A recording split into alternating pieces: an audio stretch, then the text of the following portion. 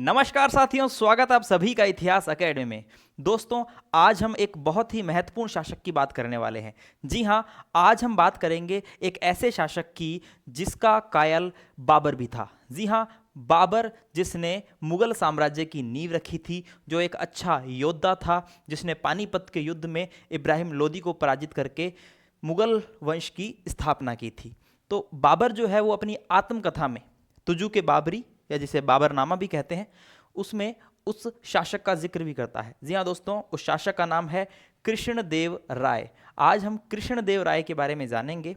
ठीक है, इसके अंदर बहुत सारी खूबियाँ थी। ये न सिर्फ एक अच्छा योद्धा था, बल्कि ये एक अच्छा, हम कह सकते हैं कि कलाओं में भी जो है कलाओं का काफ़ी ज़्यादा ज्ञाता था।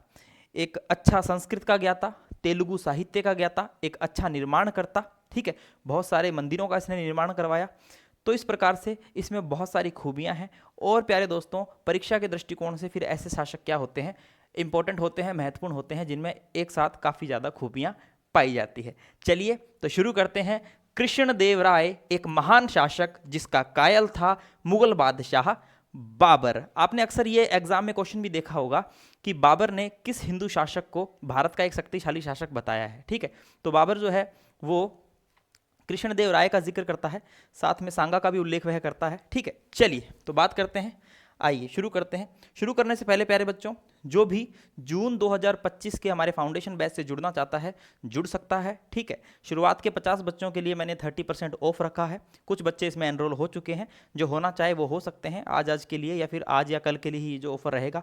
और कुछ बच्चे ऐसे बोल रहे थे कि सर फिर हमने एंशिएंट भी ले रखा है, हमने मॉडर्न भी ले रखा है, हमने हिस्टोग्राफी भी ले रखा है, सिर्फ एक मिडिवल इंडिया हमने नहीं लिया है क्योंकि वो आपने शुरू नहीं किया है। तो प्यारे बच्चों, जो मिडिवल इंडिया है वो भी मैं अलग से उसका एक अलग से ही कोर्स निकालूंगा, चिंता मत करो। ठीक है, जिन्होंने एंशिएंट मॉडर्न लिया हुआ है उनके लिए मिडिवल अलग से निकाल दूंगा। ठीक है, टेंशन वाली बात नहीं है। और भाई कोर्स को लेके जो भी बोल रहा है ना, कोर्स पूरा हो जाएगा, चिंता मत करो। अभी जो है रेगुलर क्लासेस रहेगी, कोर्स मैं जल्दी ही पूरा करवाने की कोशिश करूंगा। मैं कहीं नहीं जा रहा हूँ, कोर्स आपका पूरा करवा के ही दम लूंगा, चिंता मत करो। ठीक है, सिचुएशन है, समस्याएं हैं, हर इंसान के जीवन में आती है। ठीक है, अभी जो पूरी बात है वो क्या बताऊं आपको, लेकिन प्यारे दोस्तों जल्द ही जो है सारी चीज़ें अब नॉर्मल हो जाएगी, चिंता मत कीजिए। बस शुरू करते हैं आज का महत्वपूर्ण टॉपिक। आइए, कृष्णदेव राय की बात करेंगे तो विजयनगर साम्राज्य की बात करनी पड़ेगी। विजयनगर साम्राज्य की बात करेंगे तो विजयनगर साम्राज्य के ऊपर शासन करने वाले 4 महत्वपूर्ण वंशों की बात करेंगे। और जब 4 महत्वपूर्ण वंशों की बात करेंगे तो उसमें एक महत्वपूर्ण वंश होगा तुलु वंश।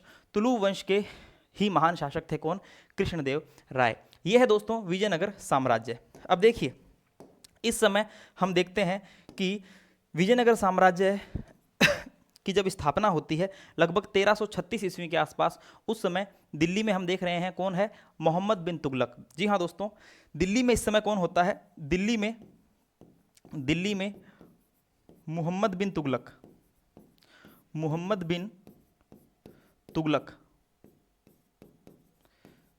बिन तुगलक का शासनकाल होता है। ठीक है, याद रखना। तो दिल्ली में इस समय मोहम्मद बिन तुगलक का शासनकाल है। बाकी यह जो एम्पायर है, इतना इतना जो आपको दिख रहा है, ठीक है, यह जो एम्पायर है प्यारे बच्चों, यह है विजयनगर साम्राज्य।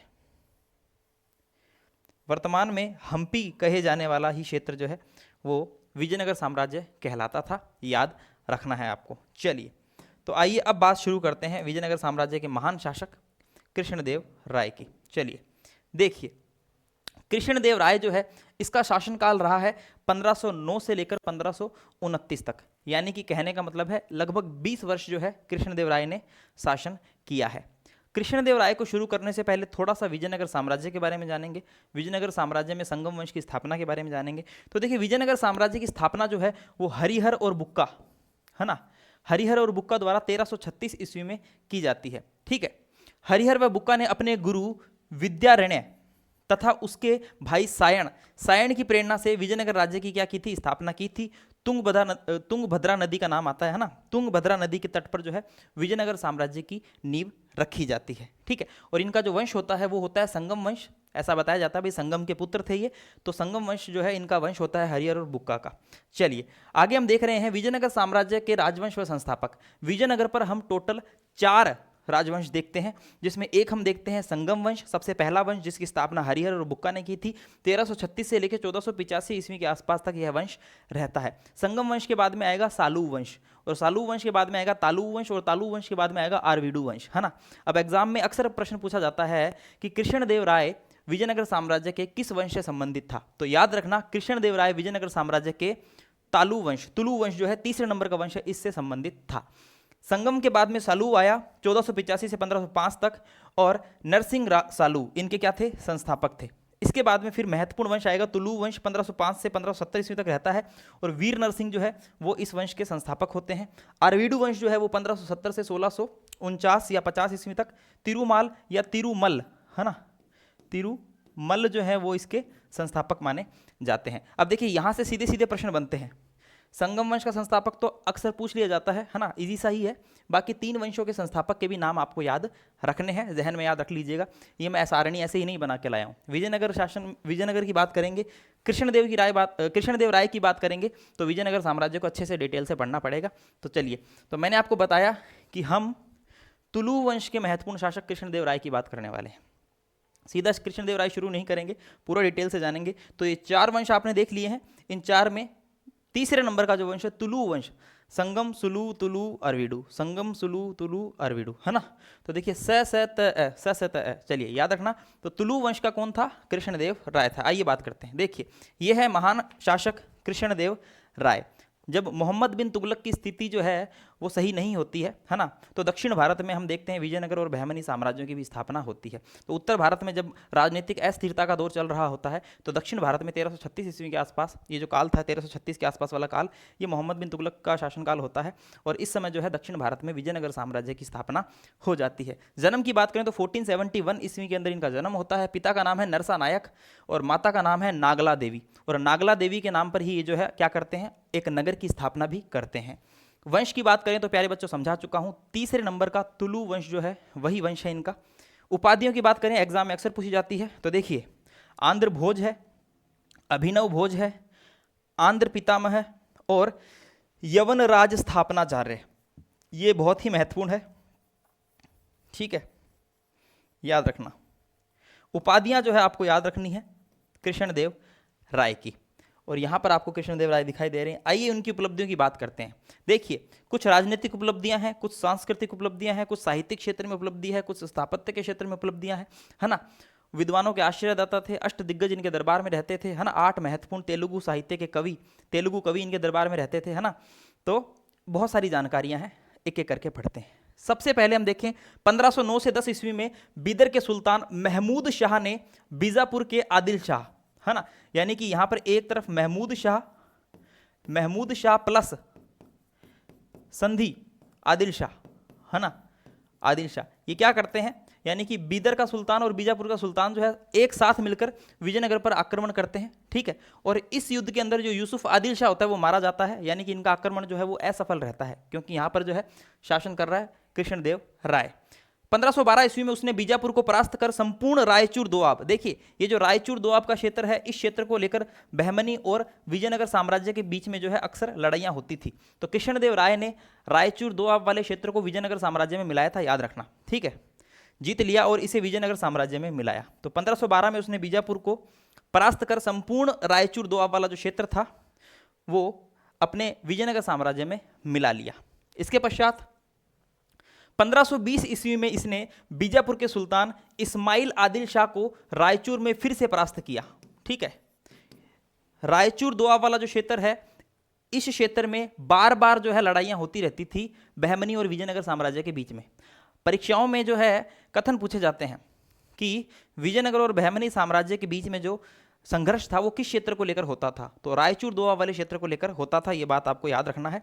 कृष्णा तुंगभद्रा नदियों के आसपास वाला संगम वाला ये क्षेत्र है, याद रखना, ठीक है। चलिए, इस विजय में क्रिस्टियाडो डी फिगिरेडो के नेतृत्व में आई पुर्तगाली सैनिक टुकड़ी का योगदान रहा, यानी कि पुर्तगाली सैनिक टुकड़ी भी जो है वो विजयनगर साम्राज्य का योगदान देती है। याद रखना कि हम देखते हैं कि कृष्णदेव राय का योगदान, कृष्णदेव राय की हेल्प करती है। याद रखना कि जो कृष्णदेव राय है, कृष्णदेव राय का पुर्तगालियों के साथ में अच्छे संबंध थे, है ना, ये बात आपको याद रखनी है। कृष्णदेव राय के पुर्तगालियों के साथ में संबंध अच्छे थे, है ना। प्रताप रुद्रदेव पर विजय के उपलक्ष्य में विजय भवन या सिंहासन मंच का निर्माण करवाया। याद रखना, गजपति शासक जो है प्रताप रुद्रदेव, इसके ऊपर विजय हासिल करी किसने? कृष्णदेव राय ने, और विजय भवन सिंहासन मंच का निर्माण करवाया। इसने गुलबर्गा व बीदर पर आक्रमण कर बहमनी सुल्तान महमूद शाह को बीदर की राजगद्दी पर बिठाया, है ना। और इसी उपलक्ष्य में इसने जो उपाधि धारण की थी वो थी यवना राज स्थापनाचार्य। ठीक है, हमने पीछे इसकी उपाधि देखी है यवन राज स्थापनाचार्य, ये रही यवन राज स्थापनाचार्य। यह उपाधि क्यों ली गई थी? यह उपाधि ली गई थी जब गुलबर्गा व बीदर पर आक्रमण किया और बहमनी सुल्तान महमूद शाह को बीदर की राजगद्दी पर बिठाया। इस उपलक्ष्य में यह उपाधि धारण की गई थी, याद रखिएगा। नेक्स्ट देखिए, कृष्णदेव राय के पुर्तगालियों के साथ में अच्छे संबंध थे, पूछ लिया जाए क्वेश्चन तो याद रखना, पुर्तगालियों के साथ में अच्छे संबंध थे। पुर्तगाली गवर्नर था जिसका नाम है अल्बुकर्क। इसने फादर लुई के नेतृत्व में एक व्यापारिक दूत मिशन जो है वो विजयनगर में भेजा था, और यहाँ पर कृष्णदेव राय जो है वो इस पुर्तगाली मिशन को भटकल नामक स्थान पर जो है किला बनाने की आज्ञा भी दे देता है। ठीक है, पुर्तगाली घोड़े प्राप्त होते थे, है ना, विजयनगर साम्राज्य को, तो पुर्तगालियों के साथ में जो है अच्छे संबंध थे कृष्णदेव राय के। कृष्णदेव राय ने तेलुगु के प्रसिद्ध ग्रंथ आमुक्त मल्यद, इंपॉर्टेंट है, एग्जाम में पूछा जाएगा, आमुक्त मल्यद की रचना की थी। आमुक्त मल्यद का मतलब होता है मोतियों की माला। ठीक है, मोतियों की माला, ये एक महत्वपूर्ण ग्रंथ है। आमुक्त मल्यद भाषा है तेलुगु भाषा। इसमें कृष्णदेव राय के समय की शासन व्यवस्था का पता चलता है, साथ में ही सिंचाई व्यवस्था को लेकर भी कुछ जानकारी इसमें मिलती है। ठीक है, आमुक्त मल्यद मोतियों की माला। ठीक है, चलिए भाई, घर पे किसी से मोतियों की माला मंगवानी हो तो आमुक्त मल्यद मत बोलना, कोई समझ में नहीं आएगा। ठीक है, सीधा ही बोल देना भाई मोतियों की माला। चलिए नेक्स्ट देखिए, इसमें कृष्णदेव राय के राजनीतिक विचारों एवं प्रशासनिक नीतियों का विवेचन है। किसमें? आमुक्त मल्यद में। इस ग्रंथ में विष्णु के अवतार रंगनायक एवं आलवार महिला संत आंडाल के विवाह की जानकारी है। ठीक है, याद रखना, आंडाल को जो है दक्षिण भारत की मीरा भी कह देते हैं ना, तो आंडाल जो है उसके विवाह की जानकारी भी यहाँ पर मिल जाती है। आमुक्त मल्यद ग्रंथ को विष्णु चीतीय व विषुवीतीय भी कहते हैं। वेरी इंपॉर्टेंट है, एग्जाम में पूछ लिया जाए किस ग्रंथ को विष्णु चीतीय व विष्णु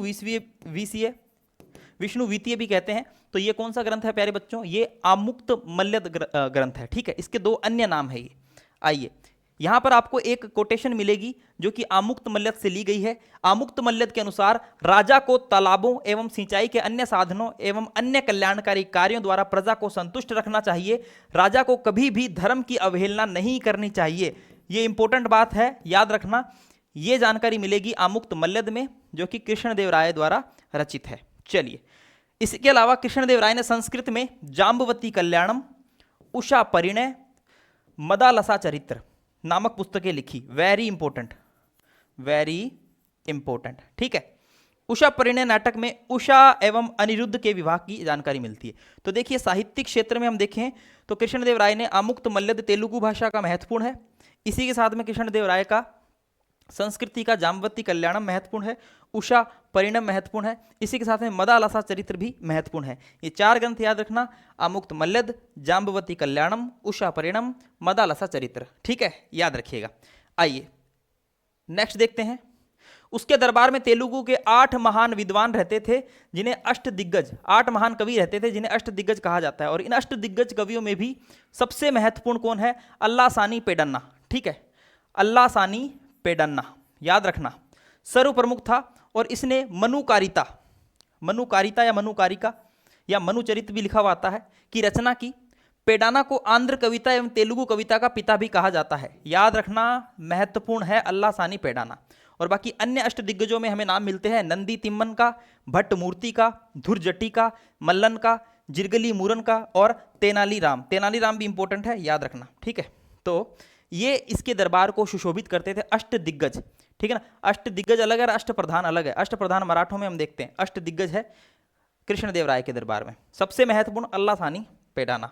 नेक्स्ट देखिए, कृष्णदेव राय ने नागलपुर अपनी माता के याद में, है ना, नागला देवी नाम था, तो अपनी माता की याद में नागलपुर नगर बसाया और अपनी वाइफ के याद में हासपेट नगर की स्थापना की थी। ठीक है, याद रखना, इंपॉर्टेंट है। पुर्तगाली यात्री डोमिंगो पायज, ठीक है, वह बारबोसा इसी के काल में विजयनगर की यात्रा भी करते हैं। और डोमिंगो पाएज ने इसके बारे में क्या लिखा है कि वह इतना विद्वान तथा पूर्ण शासक था जितना होना संभव है, वह प्रसन्नचित्त था, वह हास्य प्रिय भी था। यानी कि जितना हो सकता है ना एक आदमी, जितना हो सकता है उतना उतना यह कि क्या था, उतना एक व्यक्ति जितना विद्वान हो सकता है, कहने का मतलब है उतना ये था, यानी कि जितनी इसमें क्वालिटी हो सकती है उतनी इसमें क्वालिटी थी। तो वह इतना विद्वान तथा पूर्ण शासक था जितना होना संभव है, ठीक है, यानी कि जितनी पॉसिबिलिटीज है, जितना पर्याप्त है उतना ये था। तो कुल मिला के तारीफ कर रहा है डोमिंगोज पाएज, ठीक है। चलिए नेक्स्ट देख रहे हैं, उसका राज दरबार भुवन विजय विश्व विजेता था, है ना। चलिए, राज्य की आय 4 बराबर भागों में बांटी जानी चाहिए, यह कथन किसका था? कृष्णदेव राय का ही था। हजारा मंदिर का निर्माण करवाया, विट्ठल स्वामी मंदिर का निर्माण कराया, कृष्ण स्वामी मंदिर का निर्माण करवाया। इंपॉर्टेंट है, एग्जाम में पूछे जाते हैं हजारा मंदिर, है ना। चलिए, कृष्ण देव राय का राजगुरु कौन था? तो यहां पर व्यास राज है, और उसने विवाह कर को भी हटाया था, है ना। जो विवाह टैक्स लगते थे वो भी कृष्ण देव राय ने हटाए थे। तो देखिए कितनी सारी क्वालिटीज इसमें हमें एक साथ देखने को मिलती है। उसकी 2 रानियां थी, एक का नाम था तिरुमला देवी और एक का नाम था चिन्ना देवी, ठीक है, ये 2 रानियां हैं। और इन सब खूबियों के चलते जो है मुगल बादशाह बाबर ये कहने को मजबूर हुआ कि हाँ भाई, हिंदुस्तान का सबसे शक्तिशाली शासक अगर वो कोई है तो दक्षिण भारत में विजयनगर साम्राज्य का तुलु वंश का शासक कृष्णदेव राय ही है, ठीक है। तो बाबर ने अपनी आत्मकथा में कृष्णदेव राय को भारत का सबसे शक्तिशाली शासक बताया है। अब देखिए, इस पूरी पीपीटी में आपको याद करने वाली क्या क्या बातें थी? आपको याद करना था कि यह सबसे पहली बात कि ये कौन से वंश का है विजयनगर साम्राज्य में, जो एग्जाम में पूछी जाती है उसी की बात कर रहा हूं। तो प्यारे बच्चों यहीं पर साथ कर लो, यहीं पर मेरे साथ याद कर लो। आइए, कृष्णदेव राय जो था वो तुलु वंश का था, है ना। तो तुलु वंश आएगा, याद रखना एक बात। दूसरी अगर बात करें तो इनके ग्रंथों की बात याद रखना इंपॉर्टेंट है। ग्रंथ की बात करें प्यारे बच्चों तो ग्रंथ में आमुक्त मल्यद है तेलुगु भाषा का। इसी के साथ में दूसरा ग्रंथ याद रखना संस्कृत का जाम्बवती कल्याणम है, फिर उषा परिणम है, फिर मदालसा चरित्र है। याद रखना अक्सर जो है वो तेलुगु की जगह तमिल आ जाएगा, ठीक है ना। राजस्थान में असिस्टेंट प्रोफेसर का एग्जाम लगा था पिछली बार वाला, तो उसमें कुछ ऐसा ही किया गया था, तेलुगु की जगह तमिल किया गया था कि तमिल ग्रंथ, है ना। तो बच्चे कंफ्यूज हो गए कि आमुक्त मल्यद तेलुगु का है या तमिल का, है ना। तो याद रखना तेलुगु आमुक्त मल्यद, जिसका अर्थ है मोतियों की माला, जिसमें प्रशासन की और राजनीतिक जानकारी मिलती है, सिंचाई व्यवस्था की जानकारी मिलती है, और यह भी जानकारी मिलती है कि राजा को अपने धर्म की अवहेलना नहीं करनी चाहिए। जाम्बवती कल्याणम, उषा परिणम और मदालसा चरित्र ग्रंथ। इसी के साथ में मंदिरों की बात करें तो हजारा मंदिर, विट्ठल स्वामी मंदिर, ठीक है, और कृष्ण स्वामी मंदिर, याद रखिएगा। इसी के साथ में बाबर अपनी आत्मकथा तुजु की बाबरी में इसकी प्रशंसा करता है काफ़ी ज़्यादा। इसी के साथ में इसके दरबार में आने वाले डोमिंगोज पायस है, और बारबोसा भी इसके दरबार में आए थे। डोमिंगो पायस बोलता है कि उसमें इतनी क्वालिटी थी जितनी होनी चाहिए थी, जितनी संभव थी। वह प्रसन्नचित्त था, वह हास्य प्रिय भी था। ये बात भी आपको याद रखनी है। और देखिए महत्वपूर्ण बात, रायचूर दोआब वाला जो क्षेत्र है उसको इसने विजयनगर साम्राज्य में मिलाया था। उपाधियां याद रखना, ठीक है। यवन राज स्थापनाचार्य है, इसके अलावा आंध्र पितामह है, ठीक है। ये कुछ महत्वपूर्ण उपाधियां आपको याद रखनी है। यहां से प्रश्न जो है कृष्णदेव राय को लेकर आते हैं। बाकी अष्ट दिग्गज जो थे वो किसके दरबार को सुशोभित करते थे? कृष्णदेव राय को सुशोभित करते थे, जिसमें सबसे महत्वपूर्ण अल्लाह सानी पेदन्ना था। इसी के साथ में तेलानी रामा भी इंपॉर्टेंट था। अल्लाह सानी पेदन्ना के बारे में भी आपको याद रखना है। तो साथियों ये क्लास थी छोटी सी लेकिन बड़ी ही महत्वपूर्ण थी, ठीक है। उम्मीद कर रहा हूं कि आपको ये क्लास अच्छी लगी होगी प्यारे बच्चों। बाकी जो भी हमारे फाउंडेशन बैच से जुड़ना चाहे जुड़ सकता है, ठीक है। चलिए तो मिलते हैं नेक्स्ट क्लास में, तब तक के लिए जय हिंद, जय भारत, धन्यवाद।